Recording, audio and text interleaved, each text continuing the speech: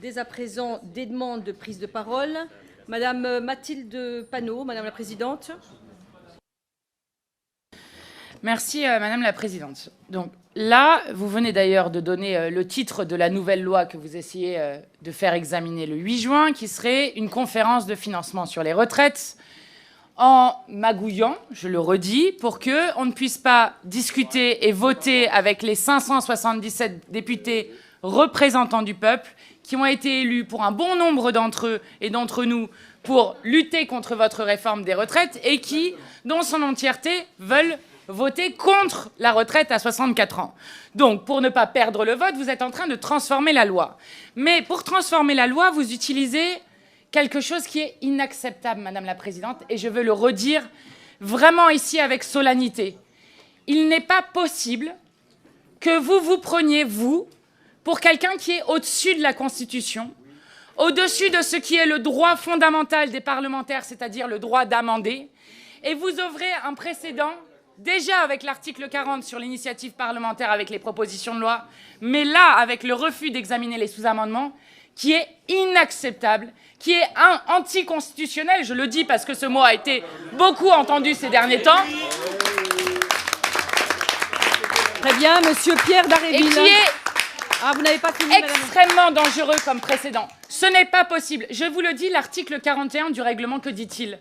Que la présidente ou le président de commission a effectivement pouvoir pour organiser les travaux. Ça ne vous donne pas pouvoir pour pouvoir décider de quel amendement nous pouvons discuter ou ne pas discuter. Et dans cet état des lieux, vu ce que vous êtes en train de faire, qui est extrêmement grave pour notre démocratie, extrêmement grave, vous êtes des dangers pour la démocratie aujourd'hui, nous ne pouvons pas continuer. Nous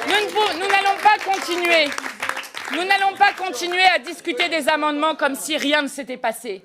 Nous n'allons pas continuer à examiner à un les choses en fermant les yeux sur l'acte d'autoritarisme incroyable que vous avez fait. Et je vais vous dire, Madame la Présidente, vous abaissez l'Assemblée nationale. Merci bien, Monsieur Pierre Dharréville.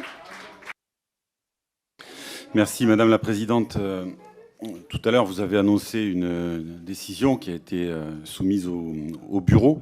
Décision que nous contestons, que nous n'acceptons pas parce que nous pensons effectivement qu'elle crée un précédent grave pour le droit des parlementaires, le droit du Parlement et pour la démocratie tout court.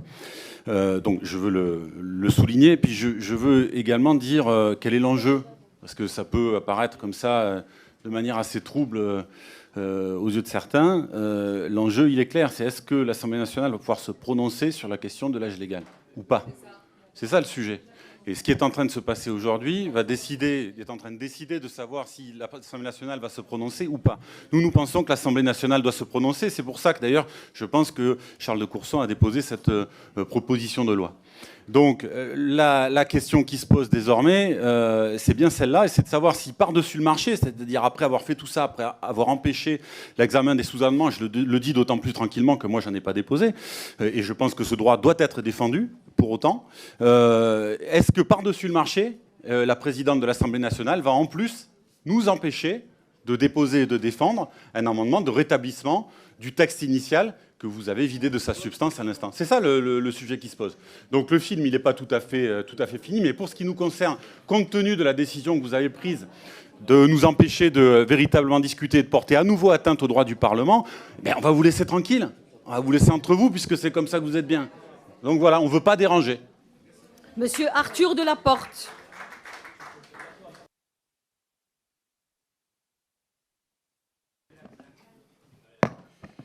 Merci Madame la Présidente. Ce qu'il s'est passé ce matin, c'est inédit dans l'histoire parlementaire de la Ve République. Sans sourciller, vous avez bafoué le droit le plus élémentaire de notre mandat de député. Vous avez ôté au Parlement le peu de force qui lui reste. Sans sourciller, vous avez nié donc le droit d'amendement des parlementaires qui est pourtant protégé par l'article 44 de la Constitution.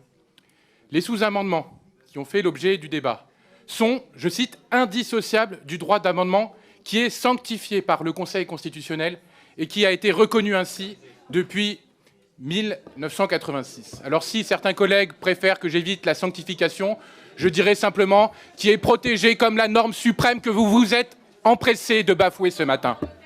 Votre seul pouvoir, Madame la Présidente, et vous l'avez dit en début de réunion, pour écarter l'examen d'un amendement, chers collègues, laissez-moi finir, et de prononcer une irrecevabilité au titre de l'article 45. Ce que vous n'avez pas fait. Vous n'avez pas prononcé d'irrecevabilité. Le droit, rien que le droit. Et certainement pas le fait arbitraire d'écarter de l'examen des amendements qui ne vous plairaient pas. La présidente de la commission n'en a pas le pouvoir, le bureau de la commission non plus. Rendez-vous compte, Madame la Présidente, comment sans sourciller, nous nous éloignons dangereusement du chemin démocratique. Sans sourciller, rendez-vous compte du précédent que vous créez en autorisant n'importe quel président de commission ou même de séance. Il y en a 2 issus du Rassemblement national, je vous le rappelle, de refuser d'examiner des amendements selon leur bon vouloir, en dehors de toute règle, de tout cadre. Sans droit, nous ne faisons pas de politique. Sans règles, nous menaçons l'édifice de nos institutions. Et aujourd'hui, je le dis en toute gravité, parce que vous vouliez éviter de discuter du report de l'âge légal que vous nous avez imposé sans vote, vous vous êtes assis sur la légalité même. Nous ne pouvons cautionner cela et nous partirons. Très bien. Madame Sandrine Rousseau.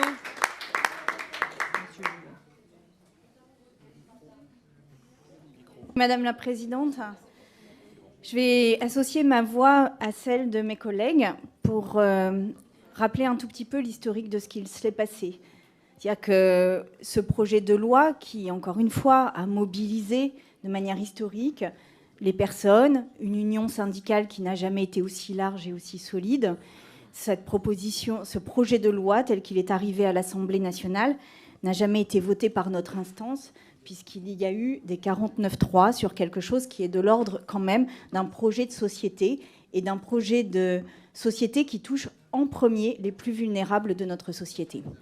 Pour cette raison-là, et parce qu'il n'y a pas eu de vote, le groupe Lyotte, qui n'est pas d'ultra-gauche, qui n'est pas de super-gauche, qui n'est pas d'extrêmement de gauche, comme vous le dites sur tous les plateaux, ce groupe Lyotte, qui est centriste, a pour volonté de garantir le fonctionnement démocratique. Et c'est la raison pour laquelle, parce qu'il a estimé qu'en première lecture, ce projet de loi avait été bafoué et n'avait pas été étudié comme il aurait dû l'être. Pour cette raison-là, ils ont déposé une nouvelle proposition de loi dans leur niche parlementaire.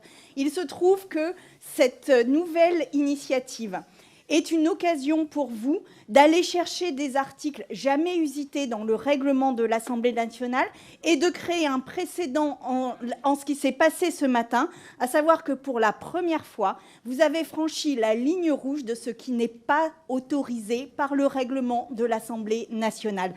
Et en fait, ce face à quoi nous sommes aujourd'hui, c'est constater notre impuissance à vous contrer dans votre volonté de toute puissance et de ne pas vouloir perdre la face. Pour cette raison-là, notre rôle de parlementaire ne sert plus à grand-chose. Nous le constatons et donc nous partons. La parole est à Monsieur Juvin. Oui, Madame la Présidente, à entendre un certain nombre de remarques, mais j'allais vous répondre. Le droit d'amendement, en réalité, le droit d'amendement, Madame la Présidente, il est encadré. Le droit d'amendement, il n'est pas Monsieur le député, absolu. attendez, je vais vous redonner un petit peu de temps, puisqu'il y a des députés qui ont décidé de quitter la salle. Voilà. Voilà. Très bien. Voilà. Très bien. Attendez, monsieur le député. S'il vous plaît, mes chers collègues. Tu attendais rien, tu as tout. Chut, s'il vous plaît. S'il vous plaît, s'il vous plaît. Monsieur Juvin est lui seul à la parole. Monsieur le député, vous avez vos 2 minutes, s'il vous plaît. Oui, Madame la Présidente, l'idée que le droit d'amendement est un droit sans limite est une fausse idée. Il y a une abondante jurisprudence constitutionnelle, jurisprudence du Conseil constitutionnel, qui explique que le droit d'amendement ne doit pas être détourné.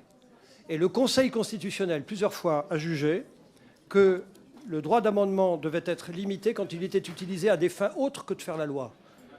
17 mai 1973, l'utilisation d'une procédure à des fins autres que celles auxquelles elle doit constitutionnellement servir est interdite. 13 janvier 1994, le droit d'amendement, ouvrez les guillemets, sans justification appropriée. 1994, la restriction du droit d'amendement doit être appréciée au regard du contenu des amendements et des conditions générales du débat. Donc c'est un abus que de prétendre que le droit d'amendement est sacré, sanctifié, j'en ai entendu tout à l'heure, et ne connaît aucune limite. Le droit d'amendement peut être apprécié eu égard à l'utilisation réelle de ces amendements. Or, on avait là de l'obstruction. Ce n'est que le droit constitutionnel. Très bien. Madame Aurore Berger. Ah ben si, sinon il y a monsieur Éric Woerth qui l'a demandé. Monsieur Woerth, vous avez la parole. Bon, je vais faire le supplétif. Non, je regrette que nos collègues soient partis. D'abord, le débat était intéressant.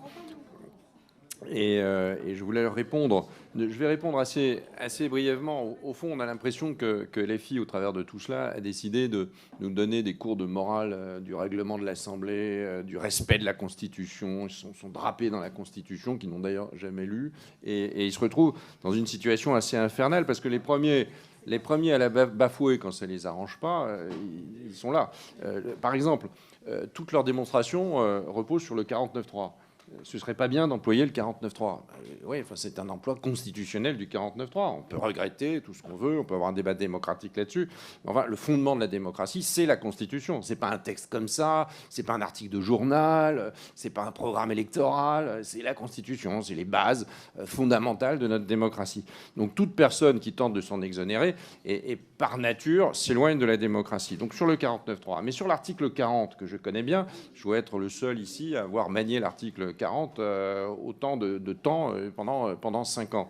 Je vois bien que le président de la commission des finances LFI, et j'ai grand respect pour lui, mais enfin, il est LFI, il est président de la commission des finances, il est normalement le gardien du temple, dans l'état d'esprit des textes, de l'article 40. D'ailleurs, c'est pour ça que son rôle a été conçu autour de cela. Mais il a décidé de s'exonérer totalement de l'article 40 pour une raison partiale et pour une raison totalement politique, alors qu'il n'y a pas de politique là-dedans. C'est une charge ou c'est pas une charge.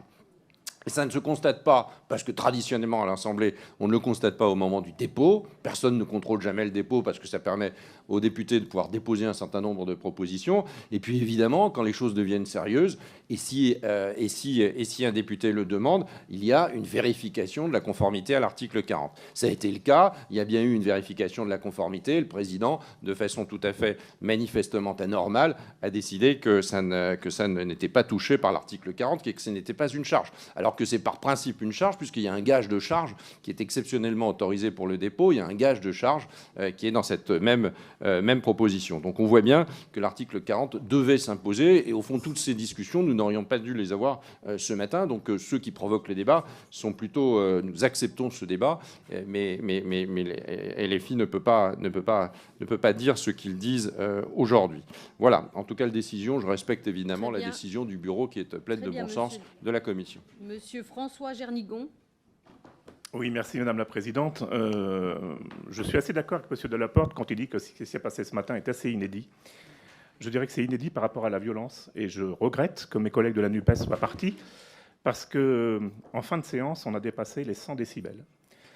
Je le répète, je souffre de problèmes d'audition. J'ai perdu en un an ce qui me restait sur l'oreille gauche. Ça me déclenche à chaque fois des acouphènes. J'ai failli quitter la salle parce que dans ces cas-là, on a une tête comme un tambour et on est pris de vertige. Je réitérerai ma demande auprès de la présidente en disant que c'est inacceptable que dans une salle comme celle-ci ou en hémicycle, on puisse accepter ce comportement.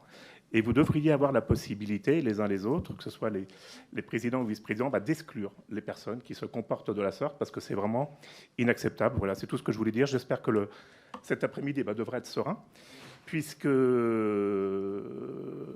voilà, la NUPES est partie. Voilà. Rappelez que il y a eu un vote donc sur l'article 1, faut pas l'oublier. Ça, c'est en marge de ce que je voulais dire. Mais voilà, ce comportement, voilà, simplement, c'est inacceptable. J'espère que vous trouverez une solution, que dans le règlement intérieur, on pourra inclure quelque chose. Peut-être que ça existe déjà, mais ce comportement est vraiment inacceptable. Très bien, merci Monsieur le député. Donc j'espère que les débats vont pouvoir se poursuivre de manière sereine. Et je passe tout de suite la parole à Monsieur Christophe Benz. Merci Madame la Présidente. Je suis effectivement ravi que les choses redeviennent un petit peu plus calmes avec le départ, mais que je regrette finalement de la NUPES parce qu'ils font partie de la représentation nationale. Et j'aurais aimé dans un premier temps répondre à Monsieur Delaporte, mais il n'est plus là. Je réponds quand même puisqu'il s'inquiétait qu'il y ait 2 vice-présidents RN à l'Assemblée. En l'occurrence, Hélène Laporte et Sébastien Chenu lui rappelaient qu'ils ont été, comme eux, élus par les Français, d'abord dans leur circonscription, et ensuite élus par leurs pairs au sein de l'hémicycle. Il craignait l'arrivée au pouvoir du Rassemblement national, il l'a évoqué, Madame la Présidente, lors du bureau tout à l'heure.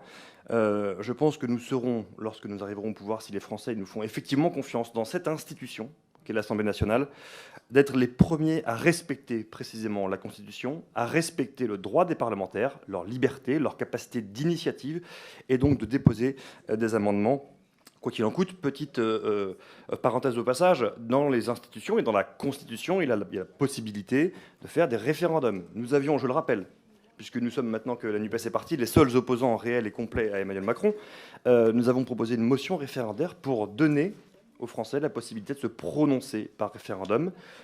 Je rappelle que la NUPES ne l'a pas voté, et donc qu'ils soient informés de cela. Le Rassemblement national est attaché à sa Constitution et très attaché au respect des institutions. Je vous remercie.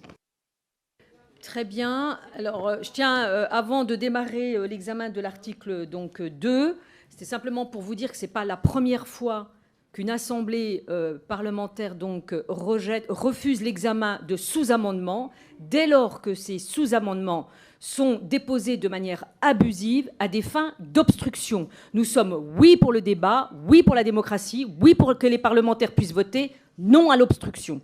Je crois que vraiment nous partageons toutes et tous, en tous les cas, ce point de vue.